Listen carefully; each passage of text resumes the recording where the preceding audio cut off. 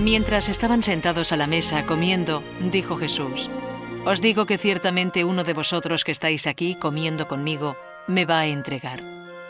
Una profunda tristeza invadió a los discípulos y uno tras otro comenzaron a preguntarle: «Maestro, ¿seré yo?». Marcos 14:19.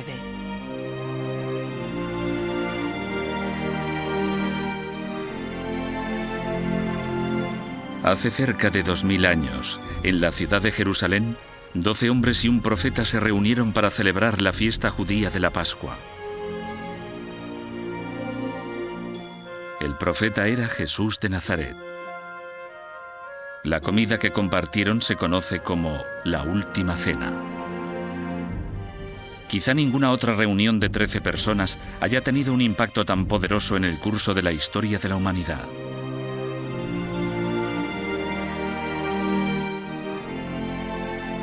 ¿Conocemos el lugar en que tuvo lugar la Última Cena? ¿Había solo hombres en la cena, como sugieren algunos, o también había mujeres presentes?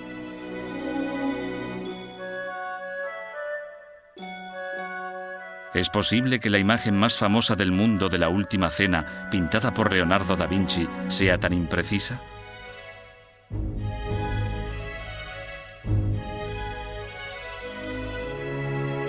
¿Y por qué Judas, perteneciente al círculo de Jesús, lo traicionó? Estos no son más que algunos de los misterios que esconde la Biblia.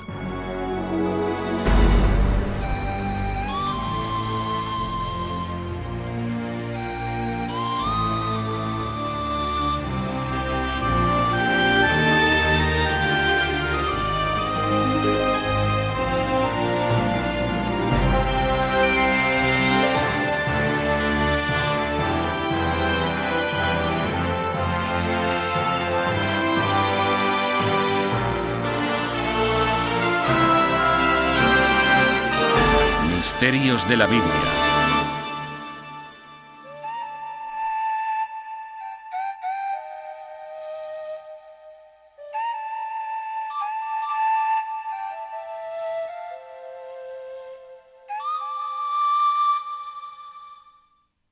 La Última Cena. Viaje a Jerusalén.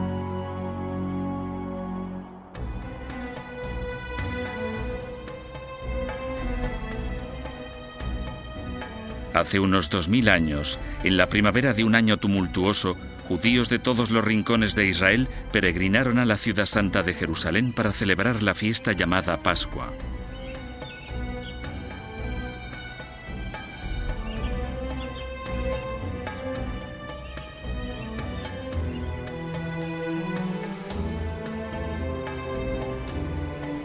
Por ello, un pobre profeta de Galilea comenzó el arduo viaje para alcanzar Jerusalén, y anduvo 6 días y 6 noches por un terreno accidentado.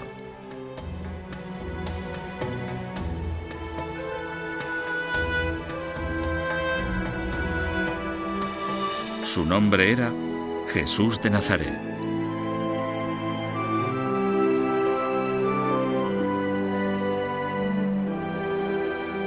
Llegó seguido de un leal grupo de discípulos, ensalzando el rotundo mensaje de que un nuevo reino de Dios estaba por venir.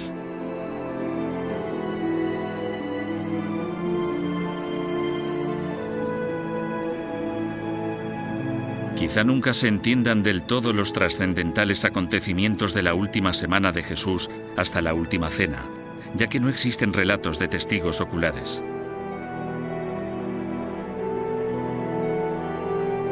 Los 4 evangelios de Mateo, Marcos, Lucas y Juan, escritos varias décadas después, son las únicas crónicas que quedan de su extraordinaria vida. Dejan muchos misterios desconcertantes.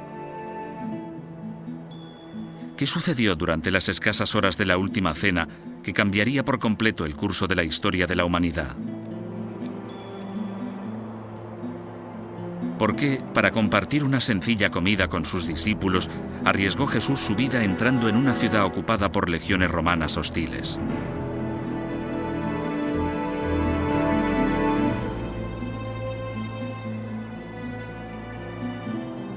Jerusalén, Jerusalén, que matas a los profetas y apedreas a los que Dios te envía. Mateo 23:37. Para Jesús y para cualquier otro judío que viviera bajo la dura ocupación romana, las calles de esta ciudad santa estaban llenas de peligros.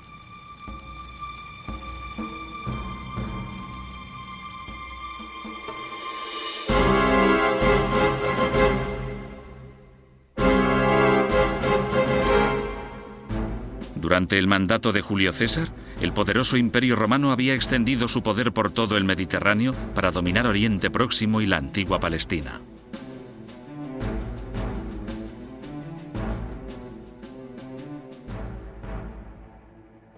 Por las calles, la visión de un soldado romano y sus compañeros era una ofensa para los judíos.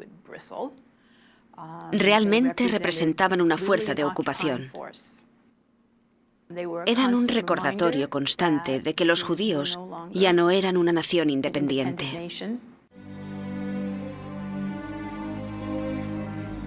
¿Por qué en un ambiente político cargado de tensión permitían los ocupadores romanos que los judíos continuaran adorando a su Dios Todopoderoso y que guardaran una fiesta judía que celebraba la libertad de la opresión?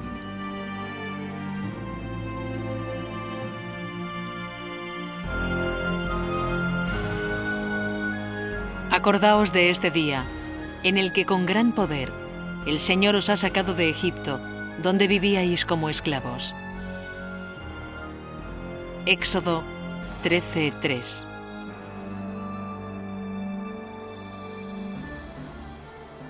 Con estas palabras, ordenaba la Torá al pueblo judío no solo recordar, sino también revivir la experiencia del Éxodo, su dramática huida de la esclavitud en Egipto 1500 años antes.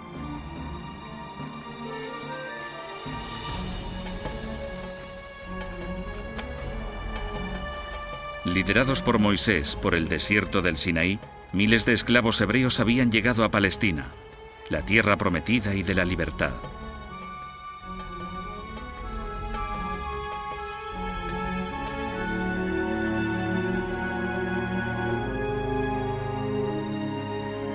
Durante la ocupación romana se había alcanzado un entendimiento con los líderes religiosos judíos que permitía que la gente profesara su fe bajo el ojo vigilante de las fuerzas romanas.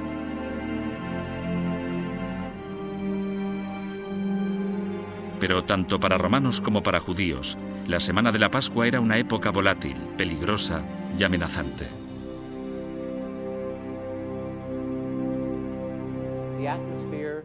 El ambiente con los patios del templo llenos de gente parecía un polvorín. La gente celebraba el final de la esclavitud imperial, aunque en ese momento se encontraran bajo la esclavitud imperial. Mucha gente buscaba una especie de liberación de la ocupación romana.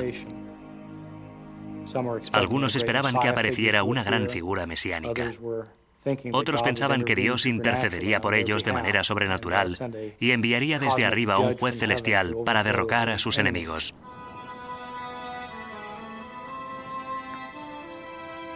Poco después de su llegada a Jerusalén, Jesús visita el Santo Templo, el centro de la vida religiosa judía. Aquí lleva a cabo su primer acto revolucionario. Los historiadores siguen haciéndose esta pregunta: ¿por qué elegiría Jesús aquel lugar y momento para dar un paso que marcaría su destino?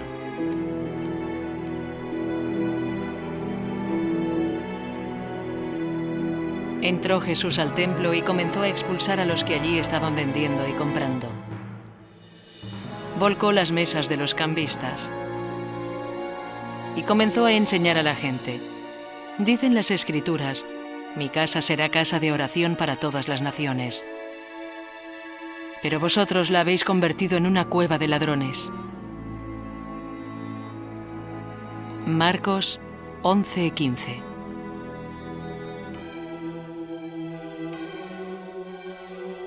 Al irrumpir en el templo, Jesús amenaza el orden existente y se gana la fama de ser un peligroso insurgente político.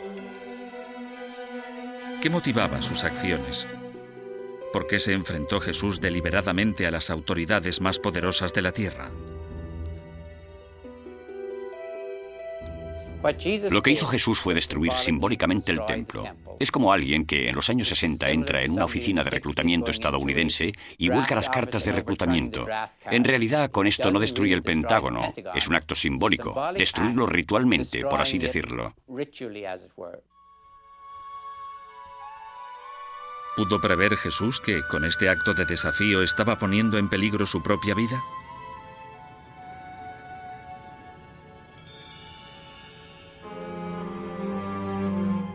Faltaban 2 días para la fiesta de la Pascua, cuando se come el pan sin levadura.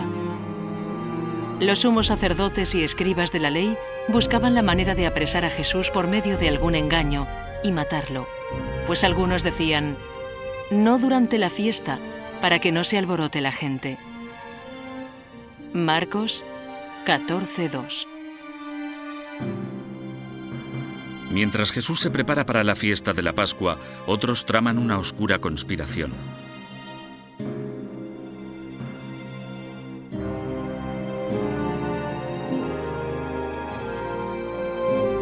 ¿Era consciente Jesús de que uno de sus propios discípulos, un hombre en quien confiaba, casi como un miembro de su propia familia, se volvería contra él?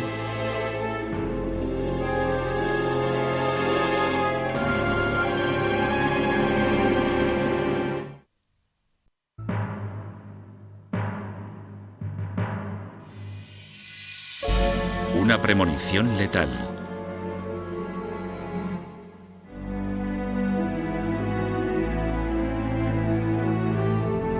Por las calles de Jerusalén, las familias están atareadas preparándose para las fiestas de la Pascua. Siguiendo la costumbre, los celebrantes seleccionan corderos para el sacrificio que tendrá lugar en las escaleras del templo.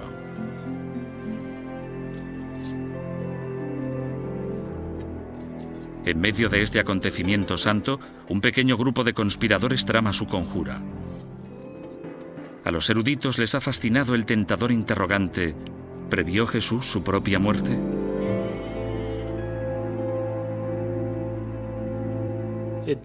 Que se diera cuenta de que estaba en un apuro no tiene por qué ser un indicio de preconocimiento sobrenatural. Ha ofendido a las autoridades del templo. Sabe sin duda lo que le ocurre a los profetas que hacen cosas de este tipo. Se les suele arrestar y a menudo ejecutar. Es en ese preciso momento cuando el destino de Jesús queda determinado por un acto que pasará a la historia como la traición más infame de todos los tiempos.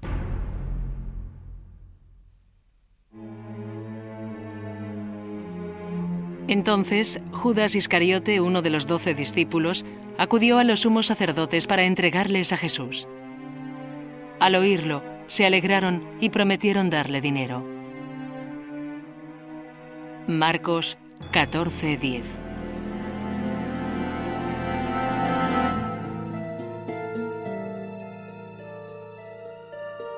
¿Por qué acudió Judas ante las autoridades? Los motivos de la traición de Judas han desconcertado durante mucho tiempo a los historiadores. Si algo hay misterioso en la última cena, muy bien puede ser el papel de Judas. ¿Quién es? ¿De dónde proviene? Realmente sabemos muy poco. Mientras que el Nuevo Testamento indica que Judas entrega a Jesús por 30 monedas de plata, los historiadores se han cuestionado este motivo por lo escaso de la ganancia económica.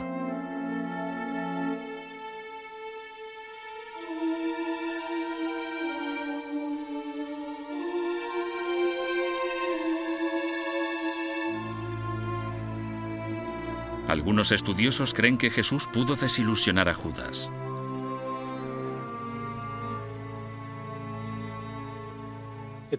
Es posible que Judas pensara que Jesús era el Mesías judío que la tradición esperaba, que tomaría la espada, sublevaría a las tropas y expulsaría a los romanos de la tierra.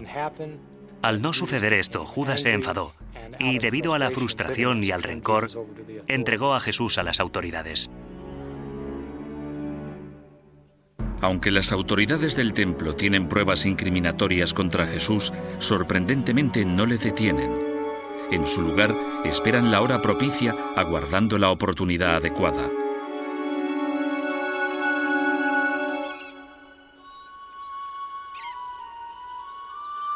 En la mañana de la Pascua, los discípulos le preguntan a Jesús dónde quiere celebrar la fiesta, y él da a Pedro y a Juan unas instrucciones extrañamente detalladas.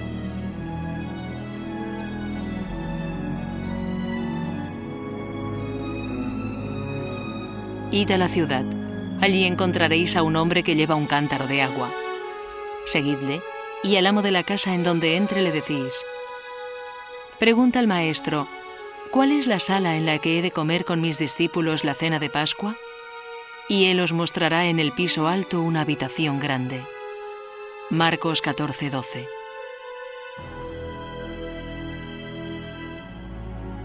Aquella noche, al atardecer, Jesús y sus discípulos se reunieron en lo que se conoce como la Última Cena, la comida más santa en la historia del cristianismo.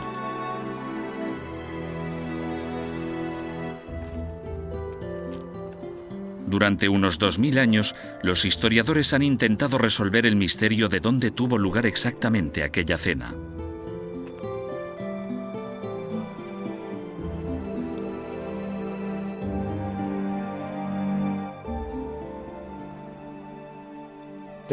Según la tradición, uno de los seguidores más tardíos de Jesús, un hombre llamado Juan Marcos, tenía una casa en Jerusalén. Sabemos por el libro de los Hechos de los Apóstoles que su madre tenía una casa, y es posible que estuvieran comiendo en la casa de la madre de Juan Marcos.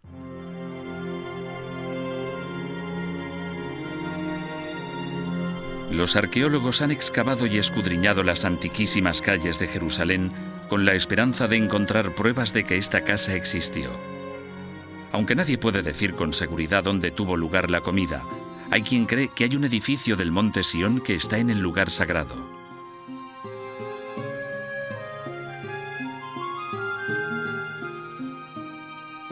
El edificio gótico que se alza en este lugar data del siglo XII, pero antiguamente había otra vivienda en este terreno. ¿Puede que fuera el lugar en el que Jesús y sus seguidores se reunieran para su última comida?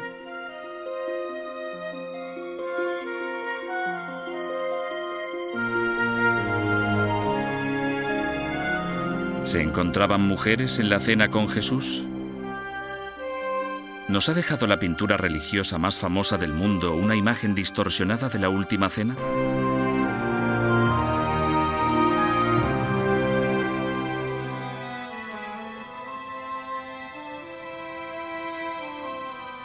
En algún lugar de las sinuosas calles de la Jerusalén antigua, Jesús y sus discípulos se reunieron para celebrar la cena más trascendental de la historia. El acontecimiento ha cautivado la imaginación humana durante casi 2000 años. Todavía hoy, los estudiosos siguen intentando reconstruir lo que realmente sucedió en aquella sala.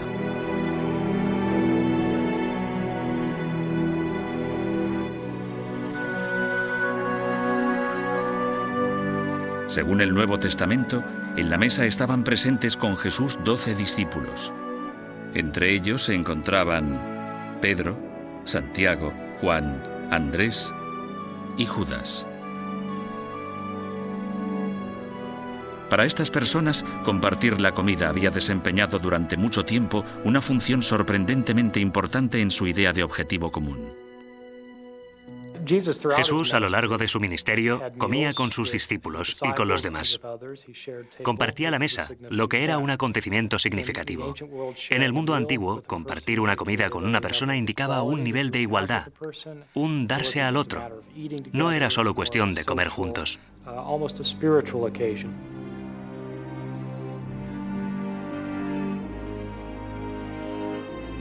Compartir la comida expresaba la idea, fundamental en las enseñanzas de Jesús, de que todos hemos sido creados iguales ante los ojos de Dios.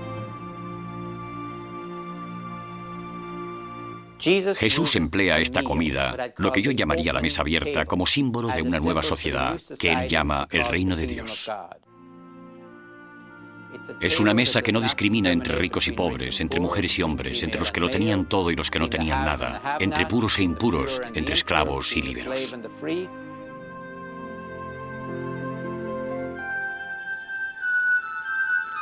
Para los judíos como Jesús y sus acompañantes, esa noche guardaba un profundo significado religioso, ya que se trataba de la comida de Pascua o Seder, que conmemoraba la liberación judía de la esclavitud en Egipto.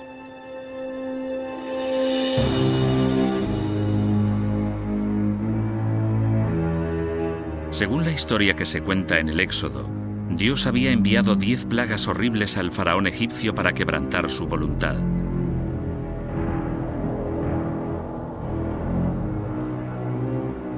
Durante la 10ª y más destructiva de las plagas, la matanza de los primogénitos de Egipto, Dios ordenó a los israelitas que marcaran sus puertas con sangre de cordero.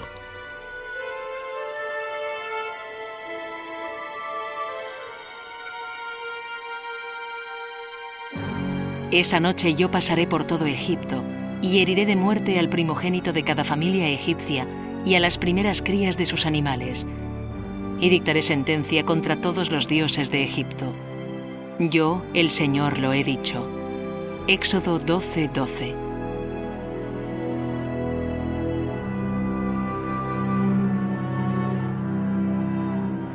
Fue aquella noche cuando las calles se llenaron del eco de los lamentos de las madres egipcias que lloraban a sus primogénitos, cuando el faraón accedió a dejar marchar a los israelitas.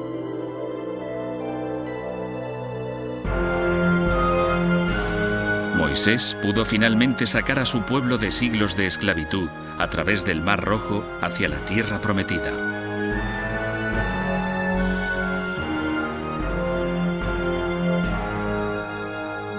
Por medio de este acto de redención, los judíos creían que Dios había restablecido un pacto con el pueblo de Israel.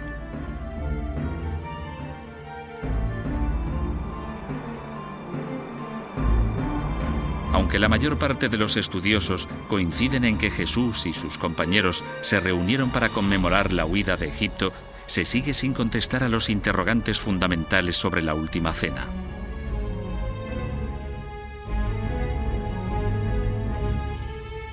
Durante cientos de años, nuestra visión de lo que realmente sucedió ha quedado modelada en gran medida por una sola obra de arte.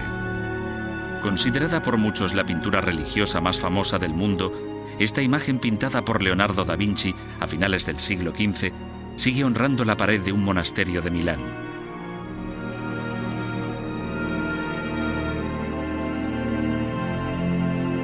Pero los estudiosos han llegado a cuestionar la precisión histórica de la obra maestra de Da Vinci. ¿Quiénes de entre los compañeros de Jesús asistieron realmente a la cena? ¿Y cómo estaban sentados? La pintura de Leonardo muestra a los discípulos sentados tras una mesa larga. Pero según la tradición judía, los invitados a un seder estaban reclinados en asientos alargados en torno a una mesa en forma de U llamada triclinium. Y en cuanto a los presentes en la cena, Leonardo eligió retratar solo a discípulos varones. En un seder también habrían participado mujeres.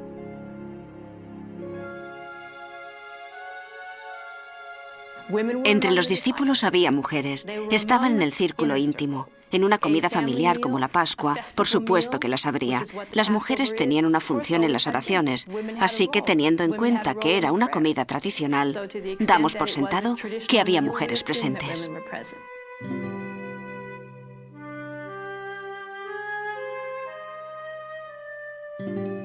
¿Es posible que hubiera mujeres sentadas a la mesa con Jesús en la más santa de sus comidas? Por supuesto, todas nuestras pinturas muestran a Jesús con 12, incluido Judas, 12 acompañantes varones. Tiene una gran importancia histórica preguntarse si eso es lo que hizo Jesús. ¿Eligió a 12 hombres? ¿Y fueron ellos los únicos que estuvieron presentes en la última cena? No veo ninguna razón para pensarlo. Los compañeros de Jesús eran hombres y mujeres, fuera cual fuera la reunión final. Incluso se ha cuestionado la suposición de que a la cena asistieran 12 individuos. Algunos estudiosos sugieren que el número 12 se usó simplemente por su significado simbólico.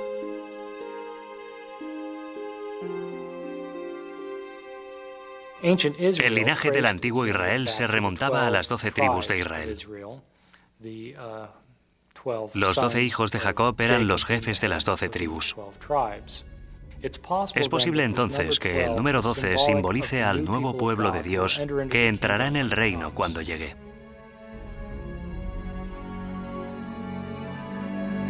Pero mientras que muchos estudiosos insisten en que la última cena era una comida de Pascua, otros cuestionan esta suposición.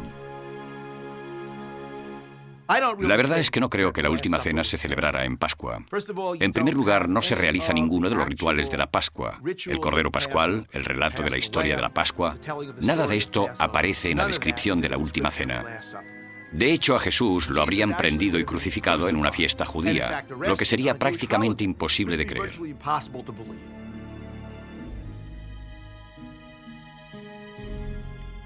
Los propios evangelios no coinciden. Los relatos de Marcos, Mateo y Lucas sitúan la cena en Pascua. El Evangelio de Juan, sin embargo, lo sitúa en la noche anterior. Si se toma literalmente el relato de Juan, se sacrifica al propio Jesús en Pascua.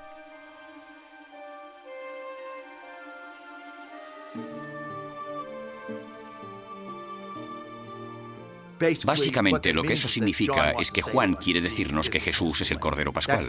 Esa es la forma en que él entiende el simbolismo de Jesús y su muerte. Con tantos misterios arremolinados en torno a tan escasas horas, los estudiosos coinciden en un hecho. A Jesús lo traicionó alguien que estaba sentado en su propia mesa. ¿Sabía Jesús a manos de quién moriría?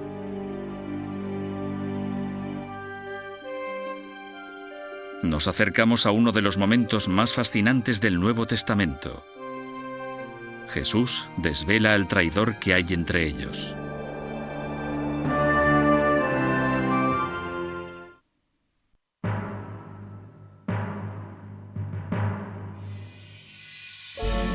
La traición.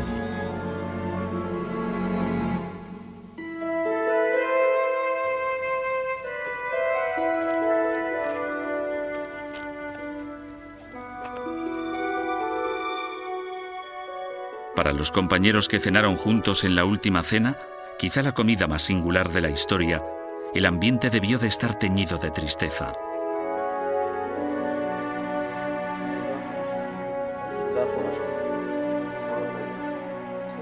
¿Sintieron la dura realidad de la muerte que tan cerca estaba?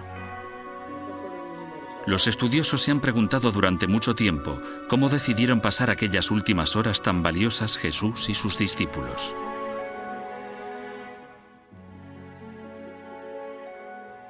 Para mí, el mayor misterio sobre la última cena es lo que realmente ocurrió en ella. ¿Realmente les estaba diciendo Jesús a sus discípulos que era el Mesías, el Hijo de Dios? ¿Qué clase de lluvia de ideas para la siguiente fase del movimiento de Jesús tuvo lugar? Todas las motivaciones conflictivas, sueños y aspiraciones sobre lo que significaba ser judío. Me habría encantado estar allí. Si yo hubiera estado presente en la última reunión de Jesús, me habría sentido muy preocupado. Creo que de lo que hablaría la gente en tal situación, si tenían un mínimo de inteligencia, bien podría ser cómo salir de la ciudad lo más rápido posible. Jesús no solo previó su propia muerte violenta, sino que además pronto iba a descubrir algo aún más espantoso.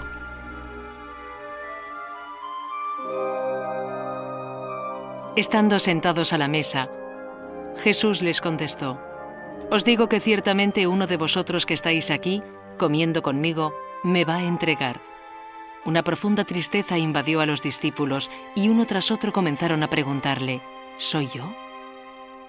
Marcos 14:19. ¿Es posible que aunque sus seguidores hubieran de mirar en su interior, Jesús ya conociera la identidad de quien lo traicionaría?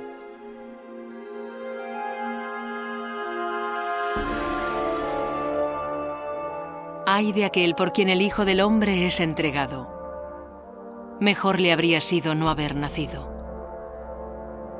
Mateo 26:24. En tiempos de Jesús, un acto de entrega como el que realizó Judas se podría haber castigado con mucha dureza. El delito de Judas es grave en lo que se refiere a la estructura social del siglo I,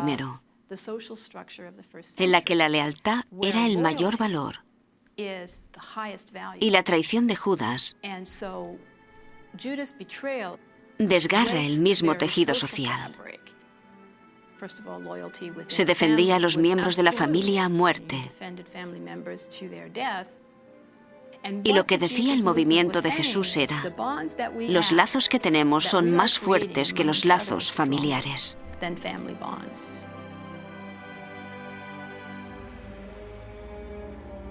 Judas se acercó también a Jesús y le preguntó: ¿acaso seré yo maestro? Tú lo has dicho, le respondió. Mateo 26-25.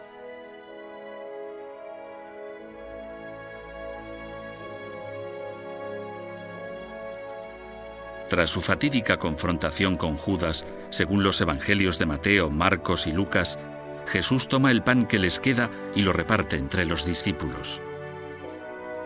Este sencillo gesto guarda un profundo significado que se hará eco a lo largo de los siglos.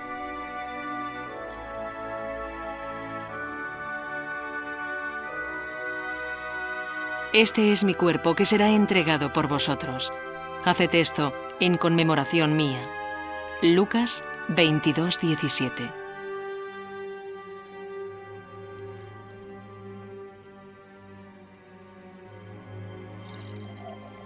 Los discípulos comen el pan. Jesús toma un cáliz de vino tinto de Pascua. Según la costumbre, estaba diluido, 2 partes de agua y 1 de vino. De nuevo, da las gracias y pasa el cáliz a sus discípulos.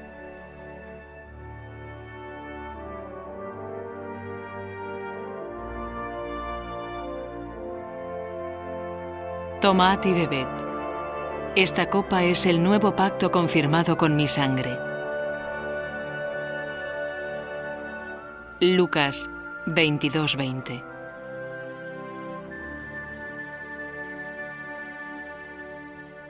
Jesús emplea el momento de partir el pan y compartir el cáliz para decir que eso es lo que le va a suceder a él. Va a dar su vida, su cuerpo, su sangre y su propia vida por muchos. Con estas pocas palabras, en las que se ofrecen simbólicamente el pan y el vino como el cuerpo y sangre de Jesús, nació el sacramento de la Santa Comunión.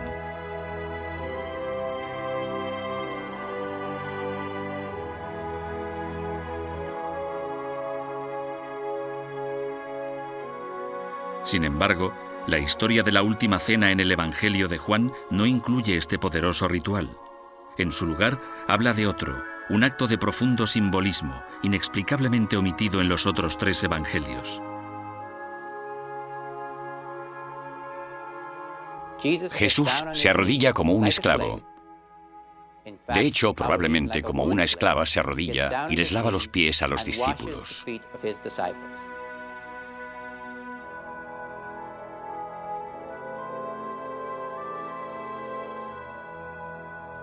El hecho de que Jesús lave los pies, por un lado, es una especie de sumisión, pero aún más parece que simbólicamente pasa el liderazgo.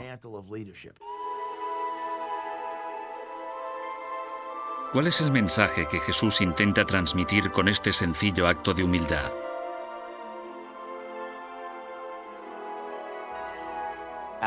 Y lo que dice Jesús: ¿queréis dirigir esta iglesia? Así lo haréis. Sois los siervos del pueblo de Dios. Y esto no es poesía. Significa arrodillarse y lavarle los pies a la gente.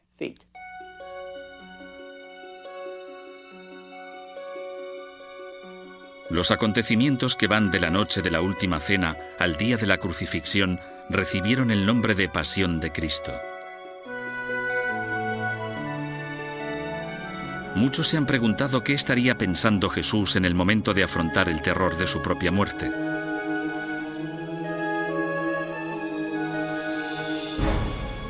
Un beso fatídico cambiaría el curso de la historia de la humanidad.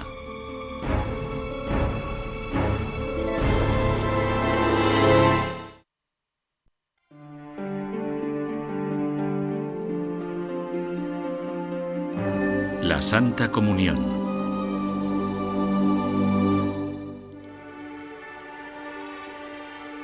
Cuando Jesús sale aquella noche primaveral, es consciente de que su muerte está próxima.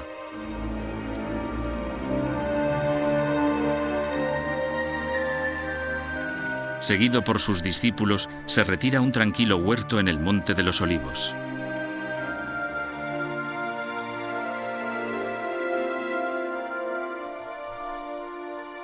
Luego fue Jesús con sus discípulos a un lugar llamado Getsemaní y les dijo: «Sentaos aquí, mientras yo voy más allá a orar». Mateo 26:36.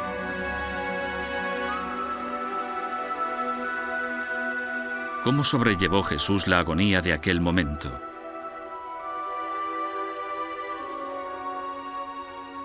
Separándose de sus discípulos, se arrodilla y hace frente a su temor.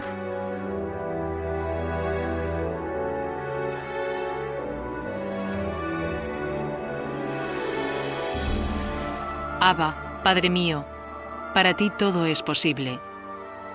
Líbrame de esta copa amarga, pero no se haga lo que yo quiero, sino lo que quieres tú. Marcos 14:36. Este retrato de Jesús es bastante llamativo por su autenticidad psicológica. Si se quiere, por el intento de honrar y ser fiel realmente a la experiencia humana de temor e inseguridad.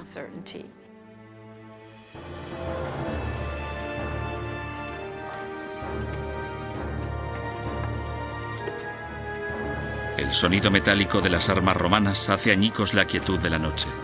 Jesús alza la vista y ve aproximarse a Judas y tras él a una multitud que lleva espadas y garrotes.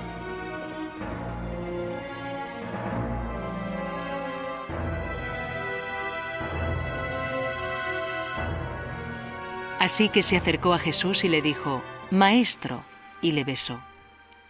Entonces echaron mano a Jesús y lo apresaron. Marcos 14:45.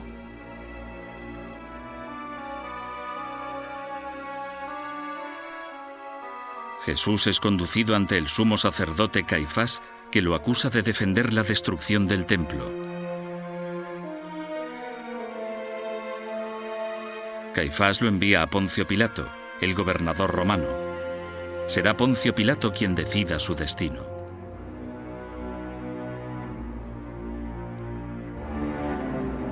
Le preguntó: «¿Eres tú el rey de los judíos?». Y él respondió: «Tú lo has dicho». Mateo 27:11. Uno de los misterios que rodea a los últimos días de Jesús es que nunca proclama públicamente ser el rey de los judíos. Y aún así es arrestado, procesado y ejecutado por denominarse rey de los judíos.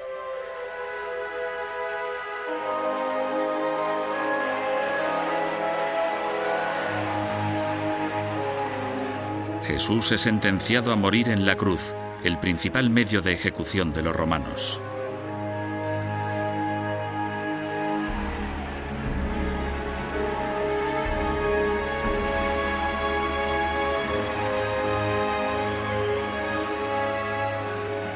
La muerte en la cruz era lenta y tortuosa. En realidad era una muerte por asfixia. El prisionero que se colgaba en la cruz quedaba clavado por las muñecas en vez de por las manos, como suele representarse. La gente podía aguantar tanto como le duraran las fuerzas. Cuando les flaqueaban las fuerzas, su cuerpo finalmente se distendía hasta tal punto que ya no podían respirar.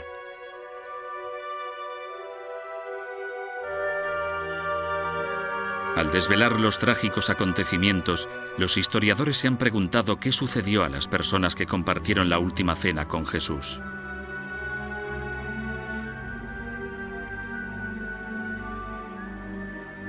Hay pruebas de que al menos los discípulos masculinos de Jesús echaron a correr. No me burlo de ellos por hacerlo. Creo que probablemente yo habría hecho lo mismo. Pero es de vital importancia distinguir entre perder la calma y perder la fe. Una cosa es echar a correr y otra seguir corriendo. No siguieron corriendo, salieron de la ciudad, pero no perdieron la fe.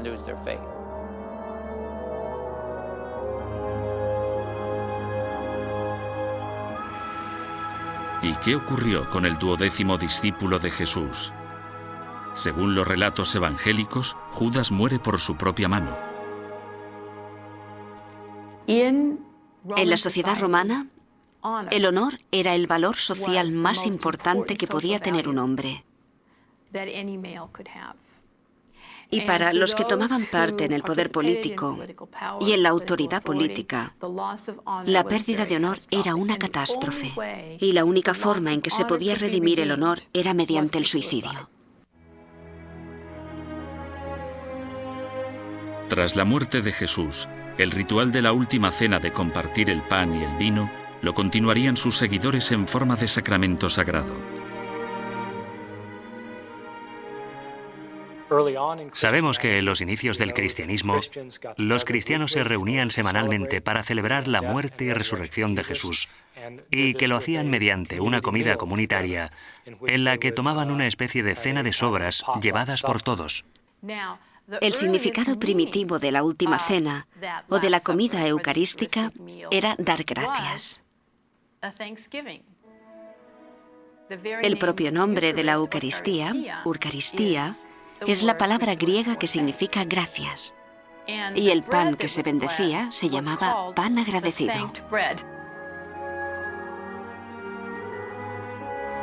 Los historiadores saben ahora que los primeros lugares de culto cristianos eran las casas de conversos a la fe. Durante los 3 primeros siglos, las iglesias cristianas se reunían en iglesias situadas en casas, lo que significaba que estaban en el ámbito doméstico. Estaban en el ámbito que la sociedad romana asignaba a las mujeres y a la autoridad de la mujer.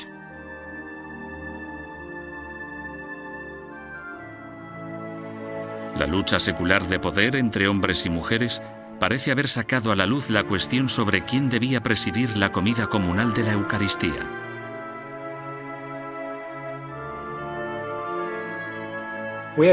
Tenemos indicios de que había hombres a los que molestaba bastante que las mujeres hicieran de sacerdotes en las iglesias en la época en que se escribieron los evangelios. Y sin duda hubo en marcha un movimiento para acallar a las mujeres en las iglesias a finales del siglo I. A finales del siglo III, se saca el culto del ámbito doméstico y se lleva a salas públicas de recepciones llamadas basílicas. Bajo el liderazgo de sacerdotes masculinos, desaparece la comida y los elementos del pan y el vino se convierten en el ritual central. A mediados del siglo III, la autoridad empieza a vincularse a la persona que preside esa comida eucarística.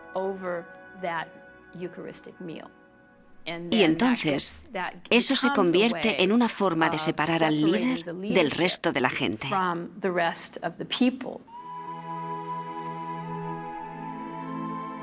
Y así fue. A lo largo de los siglos, el rito de la comunión evolucionaría desde el hecho de compartir con sencillez una comida de compañeros llamada Eucaristía.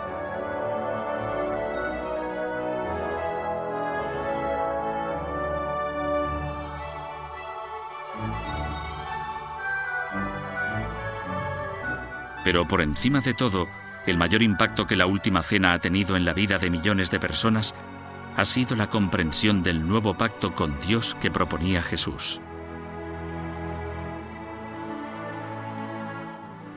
La última cena lleva toda la vida de Jesús, con todo su énfasis, a la mesa abierta, a comer juntos, y comprende la vida y muerte de Jesús juntas en una comida. En el cristianismo, el derecho fundamental se basa en el alimento distribuido a todos por igual.